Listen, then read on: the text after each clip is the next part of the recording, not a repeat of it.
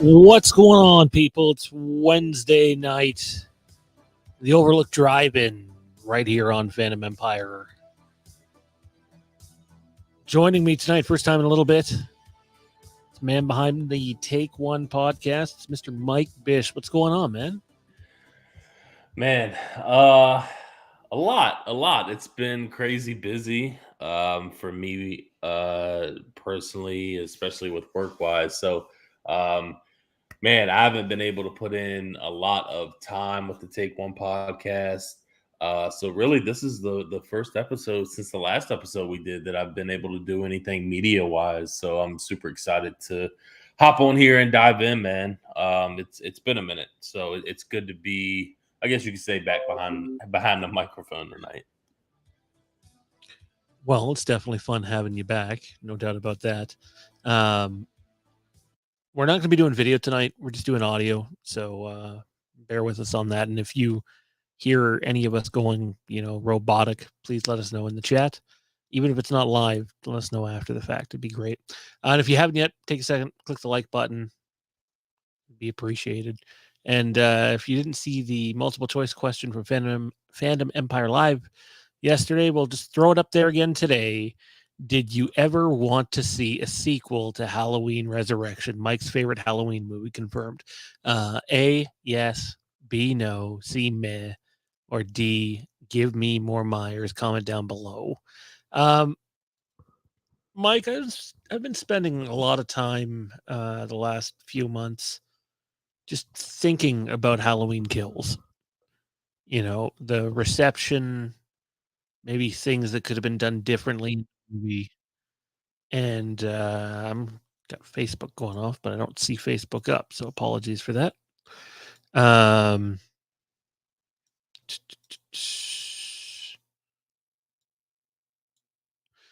Anyways, yeah,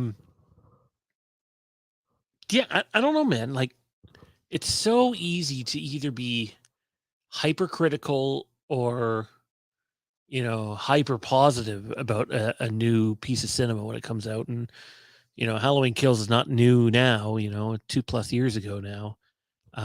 But I gotta say, man, the more I think about the Halloween movies we've gotten, the Halloween movies we didn't get, and then Halloween Kills, there are things they could have done to make that a better movie. But when I look back at it, I don't know if us as a fan base appreciates Halloween Kills on the level that we should, because for all of its flaws, Michael Myers is still badass in that movie from start to finish, man.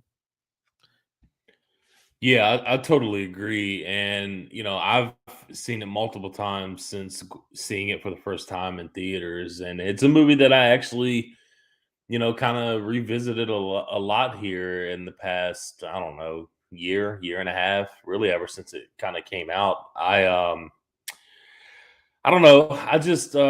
I think for me, I've always really wanted a big, well, I don't want to say big, but a badass, vicious Michael Myers. And we didn't really get that in 2018. Granted, there were some vicious kills in there. You could definitely tell he was a little darker, but I mean, Halloween Kills, I kind of take for what it is, man. It's a slasher. It's Michael going around fucking a lot of people up, and when I kind of look at it in the lens of that, it's not a bad movie at all. And you throw the flashback in there, which is probably my favorite highlight of all three of the David Gordon Green films that they absolutely nailed and did fantastically, which I'm glad, because really you had to hit that for the movie to work in general, but especially that scene. So I appreciate it for the flashback. I appreciate it from Michael. I just wish that the dialogue was better. I think that the dialogue could have been a lot better. That's kind of where it loses me. And I know everybody throws in there evil dies tonight. And I agree with that. I mean, it was kind of overboard, but even just in general statements, there were some things that I thought was corny and didn't fit and was very non-believable, that made me, I don't want to say laugh, but kind of rolled my eyes and kind of took me out of the film a little bit. So they definitely could have did better with the dialogue. That's my biggest problem with Halloween Kills. Um, But overall, I enjoy this movie a lot. I enjoy the first two movies actually of David Gordon Green's trilogy. I know a lot of people don't really like Halloween Kills, but I'm one of those people that I enjoy it. It's in the I don't know. It's not in my top five, but it's right there around six or seven for me. Yeah, I don't know where it is on my rankings right now. It's a movie that I'm dying to watch again. I think what I need to do though is watch it like once just by myself, or with Jade, and just like have no outside distractions, no phone by me, just like really soak into the movie, and then come back and do a watch along on here with people at some point. Don't know when that would be, but I just like I think back to Halloween Kills and I go, yeah, I want to watch that again. And I think back to Halloween Ends, and I am going to watch it again, and I'm going to watch it again pretty soon.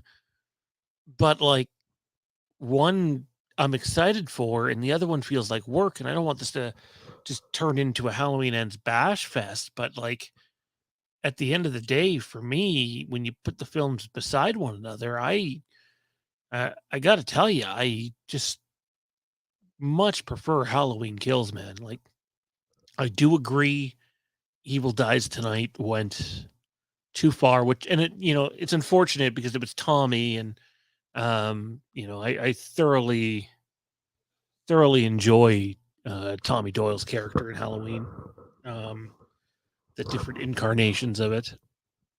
Um, but like Halloween Kills is a violent movie, and you got Big John and Little John. Like I know some people didn't like that, but for me, I thought that was okay. I thought that worked. Um, the score for Halloween Kills is fucking badass from start to finish. The only thing that I feel like Halloween Kills lacks, and again, I haven't seen this movie in, I believe, over a year now. I think I was going to watch it before Halloween Ends, and I never got a chance to do so. Um, what's going on, George? Long time no see, buddy. American Turkey Burger, Next Gen Studios. Ken, sorry, I didn't even realize anybody was here. Um, but I think the one thing Halloween Kills lacks, man, is when I go back and watch Halloween 2018, like that's not just a horror movie, maybe not the scariest horror movie, but like there's a story there. There is. And I might not like the story in Halloween Ends, but there is a story there. You might not agree with what story we're following. But in Halloween Kills, I feel like if they would have just, you know, had a little more narrative in it, take away two kills and push the dialogue, push the story a little bit more. I think you're probably a little better off. But I'll tell you what, man, the one thing that I don't think anybody can take away from Halloween Kills is that opening flashback. I don't know if you will recapture that feeling again in Halloween. Yeah, I don't think you are. And I actually saw that the flashback before I had ever seen Halloween 78 in the theater. I actually saw Halloween 78 this past year right before Halloween Ends in the theater. And man, it's just an experience that I think everybody needs to experience at least once. Seeing that movie on the big screen is just, oh man, there's no feeling like it. And then I think back of the night that I saw Halloween Kills and I watched the flashback scene and I was just like, man, they did such a great job. Like literally, you could throw that scene in 1978 between Halloween, or that could be the opening scene for Halloween 2. I mean, I don't know. Obviously, Halloween 2 was different, but and that wasn't included in the timeline. But you throw that scene really in there at the end of Halloween, the original. I mean, it fits in a sense if you were to continue that story, and one long story in a sense. But yeah, they did a phenomenal job from the mask, the actor who played Michael Myers, the original Haddonfield sheriff outfits, the cop cars, the Myers house was phenomenal. down to every little detail in that house, to the dog being dead in the dining room, living room, whatever. It was absolutely phenomenal to watch, and that's a feeling that, to your point, that you don't know if they'll ever be able to capture that again. I don't know if I'll have that feeling in a theater again, man, to really be struck with that much nostalgia without watching, a movie that that particular movie. So yeah, they did a phenomenal job with that, and I agree with everything that you said, man. I just think that it sucks because I feel like it could have been probably the best one of the three. For me, it's still 2018, and it simply is because there's an actual story behind there, and it's a story that that I like and I enjoy, and it makes sense. And I sit back and I think, man, if you throw that story in there with the Michael and the kills that we get from Halloween Kills, and you drop the dies tonight in the hospital scene, with the other patient. I mean, man, that would have been a hell of a movie to follow up with. But yeah, man, I listen. I had to say that even with all its flaws, again, I still am a fan of Halloween Kills, um, and I can't wait to go back and rewatch it here soon. Um, American Turkey Burger says the house on fire was the best part. The interesting thing about that one, and I'm hoping it'll depend how honest this making of book is that comes out this fall. But I'm hoping they have more on it because, as far as I knew, in terms of that fire scene, like a good chunk of that got cut out. Like there was supposed to be a little more suspense building to it. It was a little longer, and the movie was longer than they'd like it to be. And like all things, stuff gets left on the cutting room floor. And I think that scene could have used a little more pacing. I also think that scene could have used not being spoiled in the marketing. I think it happened so early in the movie that if you're in the cinema, and some people would have been experiencing it for the first time. Not everybody sees a movie trailer before going to see a movie. Like I know some people think that's how it is. Uh, you might be surprised how many people don't watch a movie trailer before going to see a movie. I'm not saying it's 50-50, but there's more than you'd think. And like just to experience that scene for the first time without it being spoiled in like an IMAX theater or something, would have been just fuck or Dolby, I guess, for kills. Would have been awesome, man. Um, Yeah.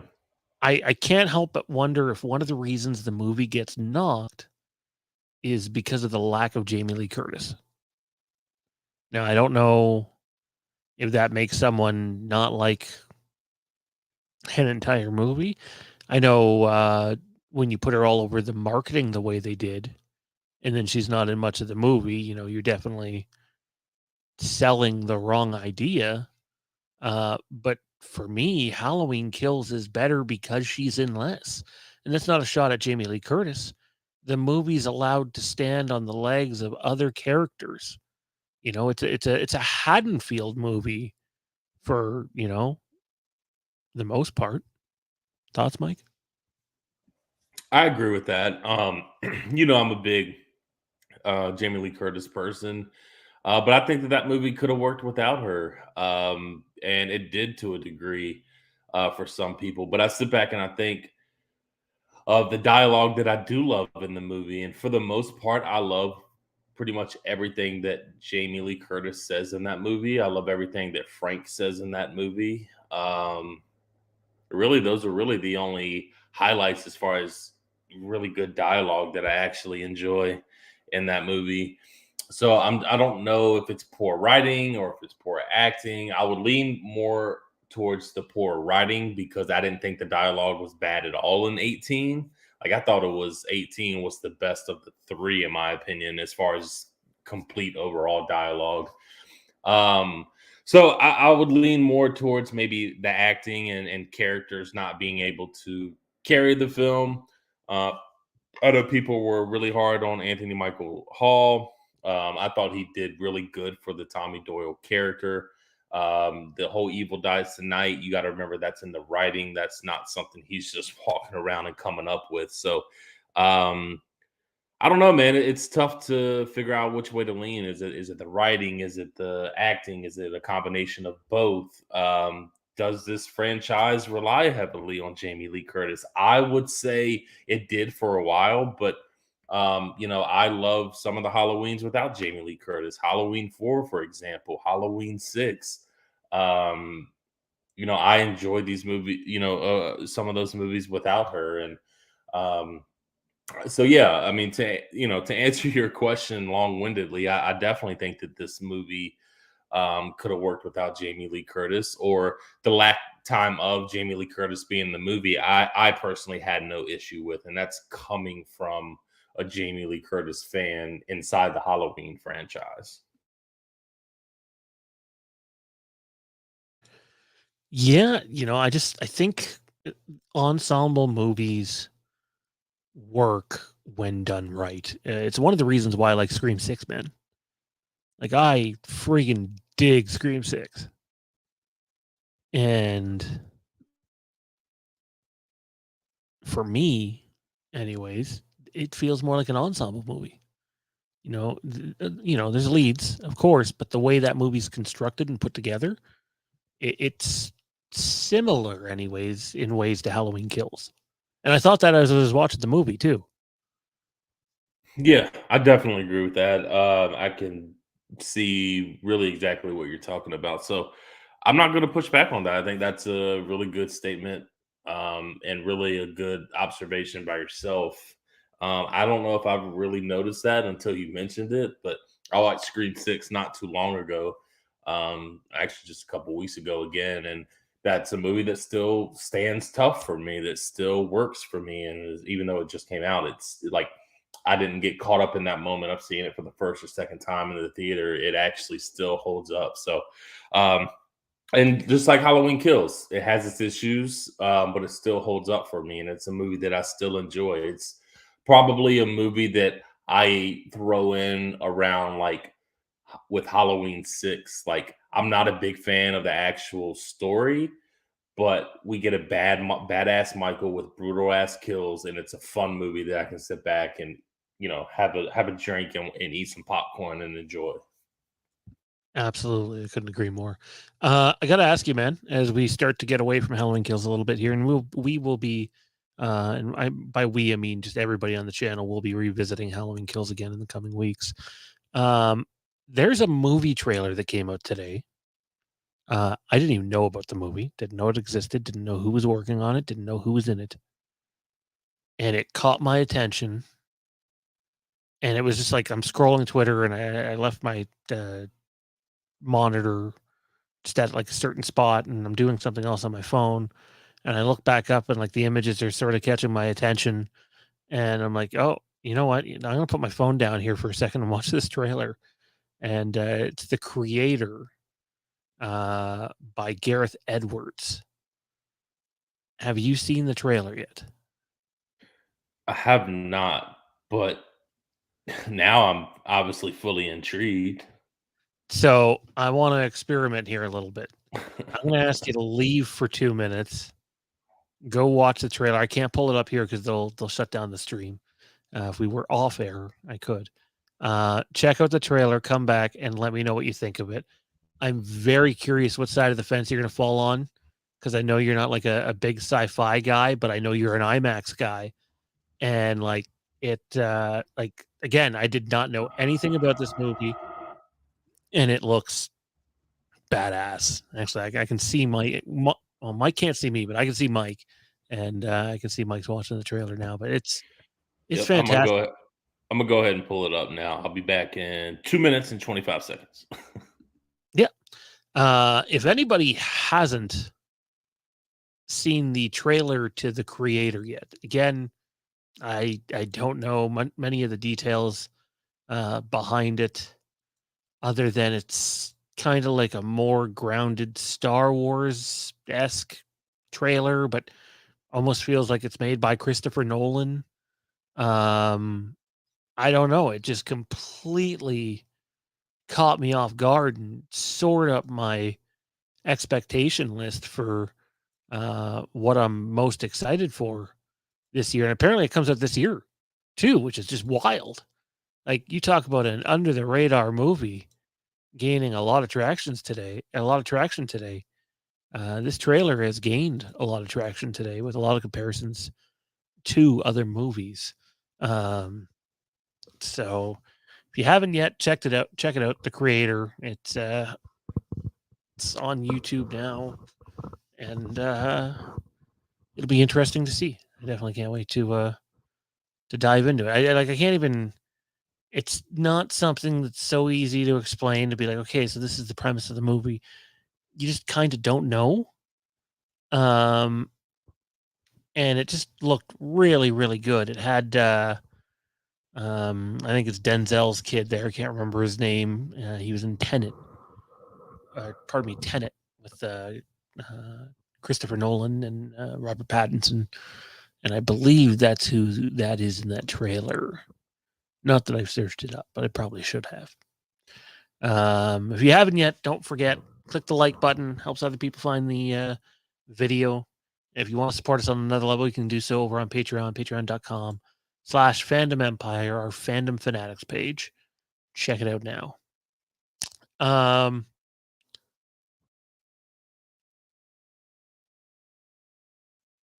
Sorry, apologies. So, Mike and I are going to wrap this up here in a few minutes with some Scream talk. But before we get to the Scream talk, we're going to get Mike's reaction to the trailer. I'm curious to, just get a sense of the temperature for the people that tune into our content of what way they want the next Scream movie to go. Do you wait on the radio guys? Do you wait a few years and take a bit of a break, or do you want to, pop one out right now off the success of this past one? We'll dive into that here in just a couple minutes.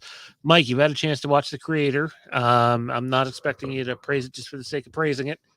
Maybe you didn't like it, but for me, for something I didn't know about it, it kind of blew me away. I think it's a movie that I feel like I would go see because of the imagery and because I'm a big IMAX guy. I can already tell you that this movie is going to be absolutely beautiful on a IMAX screen. It's going to sound amazing. The story is very interesting with AI. I would love to see where that goes. Not sure the whole entire story intrigues me very much, but I've been into plenty of movies that were like that, and I walked away loving them. So I think it's a movie that I'll go see just for the IMAX experience. Yeah, it did feel a little like the Terminator with the AI thing. And I mean, let's be real, a lot of people have been having that discussion already about AI. Um, so I can see people being like, it's woke, it's too woke. But no, like the cinematography in this trailer looks amazing. So for me, I agree with you. If I have a chance to go see this thing in IMAX, I think I'm going to do it. I don't know how I'm going to feel about the end of the movie at the end of the day, but it looks like at the very least it'll be an event. Yeah, absolutely. That again, I think it's again and again, I say the story doesn't intrigue me that much, but I may walk out of there really, really loving it. So we'll see. I'm excited to really dive into it and check it out and on the IMAX screen. I've had really good IMAX experiences the past few times I've been. I literally always do. I have a theater that I go to that is run pretty well, and the IMAX is pretty good in there, and don't run into many issues. So, yeah, I think it's a movie that I'll check out. So Scream has been in the news a lot lately with a lot of people not knowing the direction that they're going to go with the next movie, man. I just want to get your thoughts before we get out of here. And by the way, we'll give people a little peek behind the curtain. Mike and I are intending to do a weekly podcast of about this length. They will not be live. So they will, I mean, if timing works out, we might do one or two live. And then the Overlook Drive In is actually going to move over to Patreon. Don't worry, we're not going to pump it up at like a high tier. It'll just be, down in the lower tiers. Um, because when we do a movie review or a couple of movie reviews, we want to give it the appropriate amount of time it deserves. We don't want to have to rush through it. Where like an episode like this, we're on for half an hour, we're shooting the shit. We talked Halloween Kills, we talked about the creator, and we're now talk about Scream. And then we're off and about the rest of our night. So we're not sure what that thing's going to be called yet, but we'll work on it and get it to you when we can. Um, Mike, I think the big question here is: do they wait on the radio guys, or are we going to see a Scream movie rushed out again? I mean, obviously, nothing can happen right now. Writer strikes going on, director strikes about to happen. Keeping in mind that also pushes back the start time for the radio guys on their other projects, and there's not one but two of them that are in queue before any Scream work. I hope they make the right decision. I don't know what that decision is, but my gut says they're probably gonna not wait. I can't see them being like, yeah, we're okay with getting 7 out in 2026 or something. I don't see them waiting that long. Yeah, I don't know. It's tough. I think just from a studio standpoint, though, not my standpoint, I don't think they wait. I think that they're going to push it. I've already seen reports that they are already considering not, moving on without having Jenna Ortega in this final movie because of her Wednesday shoot that she'll be doing at the end of this year and then the beginning of next year doing Beetlejuice 2 and how that interferes. And I don't know. I don't know. And when that report came out, it kind of sounded like, well, the radio guys probably won't be ready by then either. So are you kicking them off the project too? So, there's a lot to think about and to consider here. And I don't know, man. It sounds like they could be losing some people on that team. So I heard this rumor put out there. I don't know who started it, but I seen it at a few places. Um, what if, big what if, to buy Jenna Ortega some time and to buy the radio guys some time, if you come back with Scream 7 in like, realistically fall to winter 2024 or maybe early 2025. And what if Scream 7 has none of the characters from Scream 6? And we remember where 6 ended, right? And Scream 7 is ta-da, a Sidney Prescott story. And we get Sydney and we get Patrick, I forget, is it Kincaid? Um, Yep. you get Nev Campbell, Patrick Dempsey back, and they deal with their own Ghostface situation wherever they are. And then for Scream 8, you sort of bring, whoever survives the Sydney film and whoever survived 6 back in 8 and close it off with 8, or at least the Sydney storyline with 8. I think something like that could work just to buy time. I was about to say that's probably the only thing that would work to buy time, to be honest. I think that that's probably one of the best options is to bring her back and, um, yeah, go at it that way. And man, that's really a good idea. I'm kind of stunned a little bit because I wasn't even thinking about that, but I mean, it makes sense. It could work. Um, and that's something that the fans would be happy about. I mean, obviously, Scream fans would be upset because of the long wait. But, you know, you want to get out good content and also bringing back Nev Campbell, I think would be a real high sell too for the fans. So, I think that's not a bad idea, man. I think that that's pretty smart. They've gone, and to your point, you think about how Scream 6 ended. They really could have went a certain direction with it. One that they had been flirting with these past two movies, and that Sam becoming the killer or being a killer or whatever that is kind of floating around there.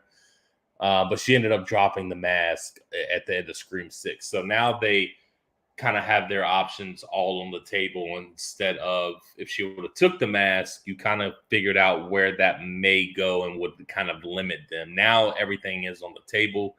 They can write what they want to write, and they don't have to stay glued to that whole Sam Carpenter turns out to be the killer type story. I think it'd be cool if like Sydney's out and like this Sydney and her family and maybe just some like close friends, because guess what? She has other friends than Gail and Dewey. Hard to believe, but so many years have passed of story that we don't see. The idea that she doesn't make another friend is crazy. Just out living in somewhere that's like the location we get in Hush, in the middle of nowhere, a woods area, and just switch it up because we haven't got that in Scream yet either. Something that's just so far away and has more of that like camp feel to it. We just had the Manhattan feel, then you get the camp feel, and then you finish it off with something else. I think there's a way to do it for cheap, not too cheap. Nev deserves her credit, and make it interesting while still buying time to bring the people from 6 back. And maybe you film like a post credit scene with someone from 6 that or from someone from 6 at the end of 7 that lets the audience know, hey, there's going to be an 8 clearly, and it's going to be these 2 movies leading in for like a finale. Where we find out Dewey lived and is the new Ghostface. Well, Dewey just, he survives everything. So who fucking knows, man? I did. Shannon in the chat mentions Drew Barrymore hinted at a return. I don't know how that would work. As cool as it would be to see her back. Please no. Yeah, I don't see any way they can make that work. So, unless it's something stupid meta thing, that just not involved in the main storyline, or I don't know. But Mike, where can everybody find you at, man? What do you got going on? We miss you, dude. You can find me at work. The address is I'm just playing. Kind of, not really. But no, man, listen, I was laying today, really this afternoon. I just been doing stuff around the house today that really needed to get done. And today after I finished up, I showered. It was about 4:00. And I laid in bed and I was trying to come up with some like ideas for the Take One podcast for the next few months, and hopefully diving back into that and clearing up some free time. My free time doesn't really clear up much until after June 6th, but I'm trying to make as much time available as possible to, dive back into all the, creative stuff that I have going on. But yeah, you can check out Take One podcast on Spotify, Apple, and on YouTube. And yeah, right here on Phantom Empire as well. Yeah, and if you missed it earlier, the Overlook Drive In will be moving to our Patreon.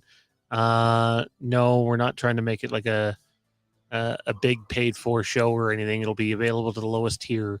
Mike and I just want to be able to give movie reviews and rankings the appropriate amount of time while doing them and not rush through them. But in turn, we'll be doing a 20 to 30 minute weekly podcast that will be pre-recorded that you guys will be able to find on the YouTube channel. We don't have a name for that yet. We'll explore it, and it'll just focus on a lot of like what's happening in horror and Halloween and other stuff, and that'll open up Phantom Empire Live to do some other things as well, which Mike's always welcome to do. We know how busy he is these days, though. And don't forget to check out the Take One podcast, Twitter at Phantom Empire Now, Phantom Empire Now on Facebook. Like, comment, subscribe, stay safe. Take it easy, everybody. Good night.